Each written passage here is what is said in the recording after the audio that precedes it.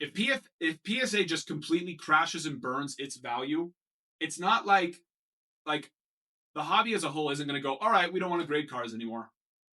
No, the value of grading is there. It's going to be transferred somewhere else.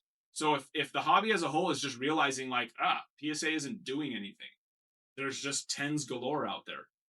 You know, there it like I said, SGC used to have some respect to its name. It SGC had a pretty quick rise and a pretty quick fall, and it's because you know they came in and answered a few pain points, which was cost and time, right? So they immediately built up a pretty big loyalty because of that, because people were like, well, I hate how long it takes at PSA and BGS, and I don't like how much they charge, right?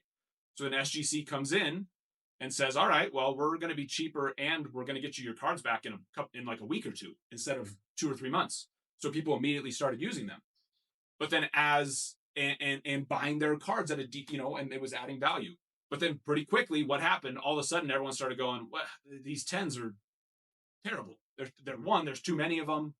You can look at it and you don't even have to freaking. You know it's You not a just 10. can see. You can just be like, that is not a 10. Yeah. So so SGC's rise was quick and then dropped quickly, right? And so it's possible for us to literally look at a company and like PSA and think eventually we're going to look at that and just be like, oh, that's trash. PSA, yeah, those slabs are garbage.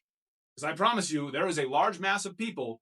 If you would have said that's what the masses would think about SGC even like a year or two ago, more like 2 years, 3 years ago, they would say, no way, SGC's the future. There's no way.